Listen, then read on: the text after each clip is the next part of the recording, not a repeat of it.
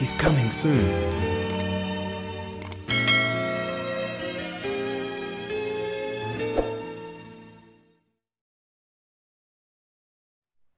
Shalom Aleichem. Ya, Bapak Ibu Saudara yang dikasihi oleh Tuhan, tepat pada hari ini, tadi mulai petang, kita sudah memasuki Lishana Tova atau memasuki tahun baru. Selamat tahun baru Rosh Hashanah, Chag Sameach, Yom Teruah, 1 Tishri 5781. Jadi sekarang sudah memasuki tahun 5781 dan tahun ini adalah tahun P Alef, yaitu tahun P Alef. Tahun 5781, 818 itu 80 itu P, 1 itu Alef. Jadi tahun P Alef. Nah, saya tidak menyampaikan tentang tahun P Alef karena saya akan menyampaikannya besok saat ada di perayaan Yom Teruah besok, yaitu di Sabat Shalom besok di Keilat. Saudara yang dikasih oleh Bapak Yahweh, nah saat ini saudara saya akan menyampaikan, menerangkan apa itu Yom Teruah, supaya kita tahu kenapa kita harus merayakan hari raya Yom Teruah, kenapa kita harus merayakan hari raya Yom Hadin ini saudara. Nah, oleh sebab itu saudara yang dikasih oleh Tuhan, kita akan baca terlebih dahulu di dalam kitab Wayikra atau kitab Imamat pasal yang ke-23. Ya, kitab Wayikra atau kitab Imamat pasal yang ke-23 ayatnya ke-23 sampai 25. Nah, perhatikan, saya bacakan, saudara menyimak dengan baik. Kitab Wayikra atau Imamat 23 ayat 23. Demikian dabar Elohim. Dan berfirmanlah Yahweh kepada Mose dengan mengatakan, berbicaralah kepada Bani Israel dengan mengatakan, dalam bulan ke-7, yaitu bulan Tishri, pada tanggal 1 bulan itu berarti tanggal 1 Tishri, ya saudara, suatu peringatan peniupan nafiri, suatu pertemuan kudus. Kamu tidak boleh melakukan pekerjaan apapun dan kamu harus mempersembahkan persembahan api-apian kepada Yahweh. Nah, saudara yang dikasihi oleh Bapak Yahweh, nah hari ini kita memasuki hari raya Yom Teruah. Hari raya ini disebut hari raya Yom Teruah, yaitu hari peniupan nafiri. Disebut juga Rosh Hashanah atau tahun baru. Disebut juga Yom Hadin, artinya hari penghakiman. Nah, apakah itu Yom Teruah saudara? Apakah hari raya Rosh Hashanah atau peniupan sangkakala, peniupan nafiri itu? Yang pertama saudara, hari raya peniupan nafiri adalah hari raya hujan akhir, periode yang cukup panjang antara musim semi dan musim gugur, yang menggambarkan masa anugerah yang kita hidupi sekarang ini dari semua perayaan. Ini adalah satu-satunya nubuatan yang tidak bisa ditentukan dengan pasti, periode yang tidak bisa dihitung antara kematian Yesua sampai kedatangannya kembali. Ini adalah saat dimana kita menunggu saat malaikat meniup shofar atau sangkakala yang hebat untuk menjemput mempelai Hamasyah. Jadi salah satu hari raya yang tidak diketahui kapan digenapinya, karena kita tidak tahu kapan Yesua datang. Yang kedua, Rosh Hashanah dimulai dari hari pertama, yaitu tanggal 1 bulan Tishri, di mana Bapak Yahweh duduk di tahtanya untuk menentukan tujuan pribadi setiap orang yang akan datang. Jadi artinya apa yang akan kita lihat untuk tahun-tahun ke depan. Poin yang kedua saudara, shofar ini sangat memiliki peranan penting, atau sangkakala itu sangat memiliki peranan penting. Shofar yaitu sebuah trompet atau tanduk terbuat dari tanduk biri-biri jantan yang melengkung. Nah, ini untuk menyadarkan setiap umat manusia supaya kita sadar bahwa ternyata saya manusia yang butuh pertolongan Elohim. Jadi supaya kita ini yakin, percaya. Kedua, shofar dibunyikan dalam 3 cara yang berbeda. Ada sefarim, takiyah, takiyah gedola. Nah, ada beberapa contoh cara meniup shofar. Yang terakhir disebut takiyah gedola, artinya bunyi yang sangat panjang menandakan kemenangan. Nah, saya akan beri contoh cara meniup seperti waktu tadi kita ada di depan. Nah, shefarim caranya adalah datar biasa, saudara ya.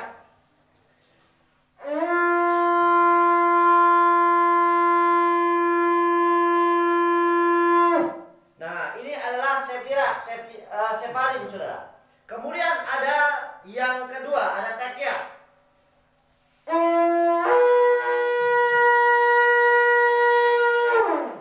Jadi ada beberapa contoh. Ada kemudian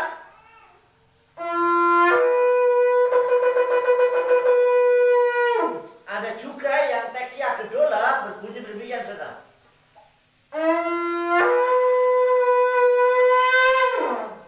Artinya beberapa contoh cara meniup shofar. Nah, peranan shofar dalam sejarah bangsa Israel sangat penting. Yang pertama, shofar itu dibunyikan saat Torah diberikan kepada bangsa Israel. Kita baca di dalam kitab Shemot atau Keluaran pasal 19. Shemot atau Keluaran pasal 19 ayat 19. Saya bacakan, saudara menyimak dengan baik. Ya, ayat 19. Demikian dapat Elohim.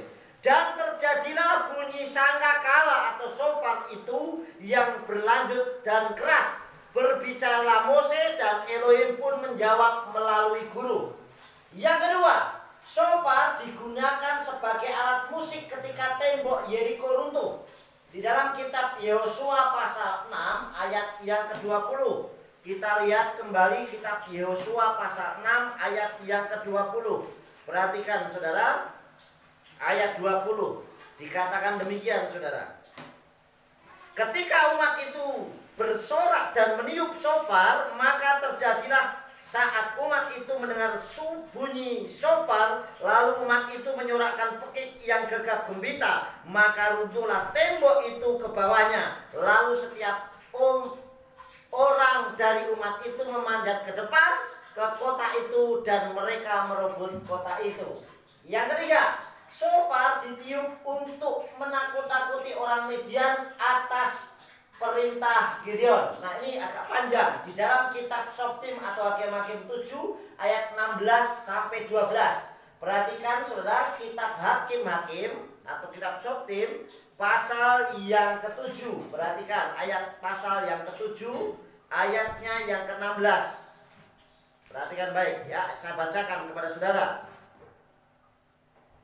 Nah, dan dia membagikan ke 300 orang itu dalam 3 pasukan. Dia memberikan satu sangkakala ke tangan setiap orang dan buyung-buyung kosong serta obor di dalam buyung itu. Dan berkatalah dia kepada mereka, perhatikanlah aku dan lakukanlah ini. Aku akan pergi ke ujung perkemahan itu dan haruslah kamu melakukan sebagaimana aku melakukannya. Dan aku akan meniup shofar, aku dan semua orang yang bersama dengan aku. Dan kamu juga haruslah meniup shofar. Bahkan kamu semua di sekeliling perkemahan itu berserulah bagi Yahweh dan bagi Gideon. Lalu pergilah Gideon dan ke 100 orang yang bersama-sama dengan dia ke ujung perkemahan itu. Pada waktu permulaan giliran jaga tengah malam, ketika penjaga-penjaga baru saja ditempatkan dan mereka meniup shofar sambil memecahkan buyung dan yang di tangan mereka. Juga ketika pasukan itu bersama-sama meniup shofar sambil memecahkan buyung dengan memegang obor di tangan kiri mereka dan shofar di tangan kanannya untuk ditiup serta berseru pedang bagi Yahweh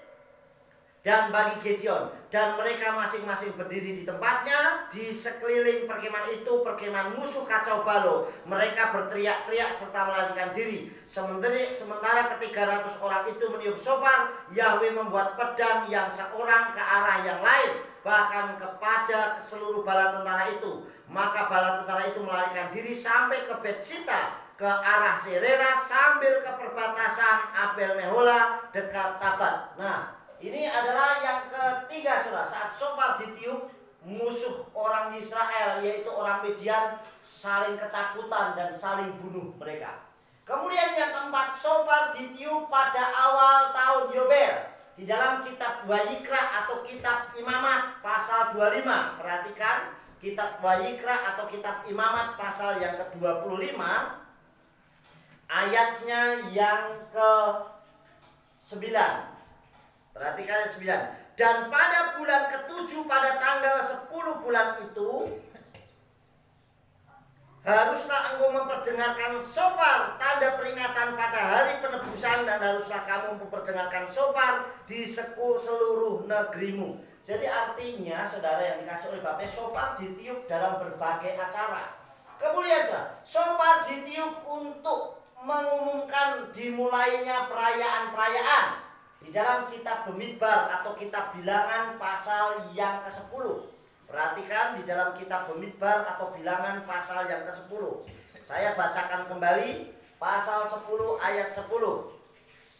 Ya, saya bacakan. Juga pada hari sukacitamu dan perayaan-perayaanmu yang telah ditentukan dan pada permulaan bulan.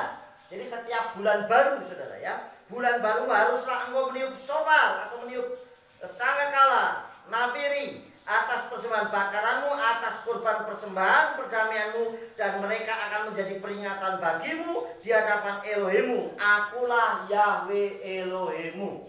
Jadi saudara yang dikasih oleh Bapa Yahweh, shofar ditiup pada bulan baru dan pada hari raya. Kemudian shofar ditiup untuk penobatan raja-raja. Kita lihat kembali di dalam kitab 1 Melahim atau 1 Raja-Raja. Kita lihat 1 Raja-Raja atau 1 Melahim pasal yang ke-1. 1 Melahim 1 ayatnya yang ke-34. Ya, saya bacakan kepada saudara. Supaya Imam Sadok dan Nabi Nathan dapat mengurapinya di sana menjadi raja atas Israel. Kemudian kamu harus meniup shofar dan berseru, hidup Raja Salomo. Jadi untuk pelantikan itu ditiup shofar.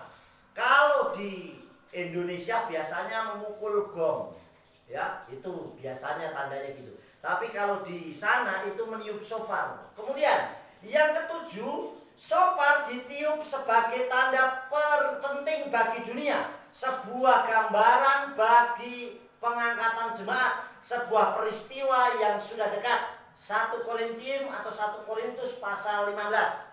Perhatikan 1 Korintus. Ya, 1 Korintium atau 1 Korintus pasal yang ke-15. Saya bacakan kembali saudara yang dikasih Tuhan, pasal 15 ayatnya yang ke-51.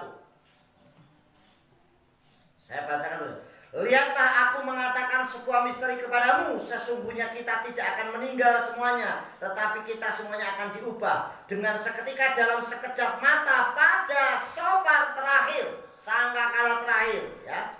Sebab shofar akan berbunyi dan orang-orang mati akan dibangkitkan dengan tubuh baka dan kita akan diubahkan.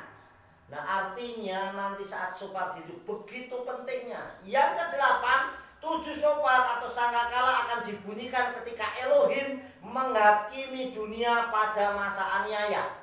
Kita baca di dalam kitab Gilyana atau kitab Wahyu pasal 8 sampai 9. Ini karena pasalnya panjang, saya nggak bacakan, cukup saudara tahu kalau sudah baca di dalam kitab Wahyu pasal 8 sampai 9. Itu poin yang kedua, begitu pentingnya peranan shofar buat kita.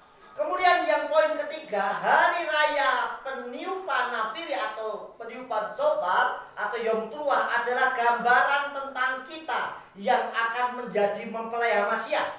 Saat mempelai pria Samayim datang, apakah kita telah siap untuk dijemput seperti 5 gadis yang bijak?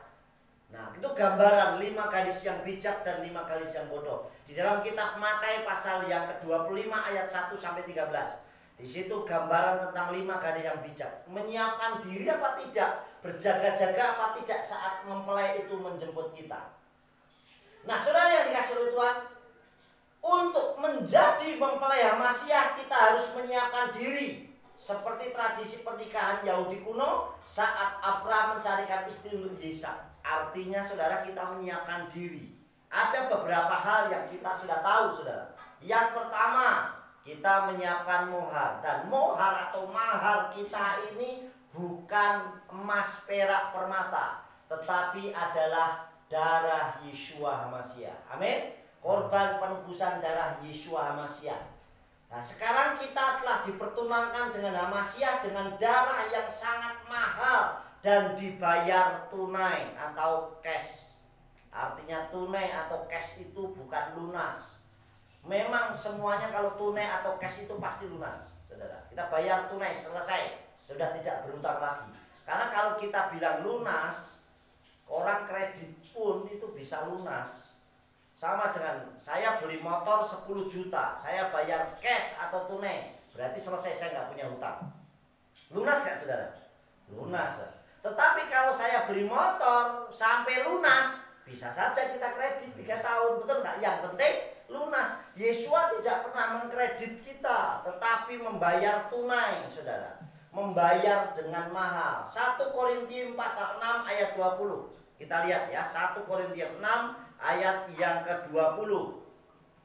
Pasal 6 ayat yang ke-20. Saya bacakan buat saudara.